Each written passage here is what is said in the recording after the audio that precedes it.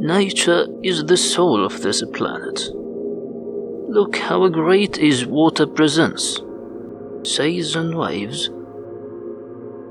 rivers and falls, clouds, rain and snow. So pure and life-generating. While humans still searching for a similar shape of life in this space, they continuously destroy the paradise by their own hands.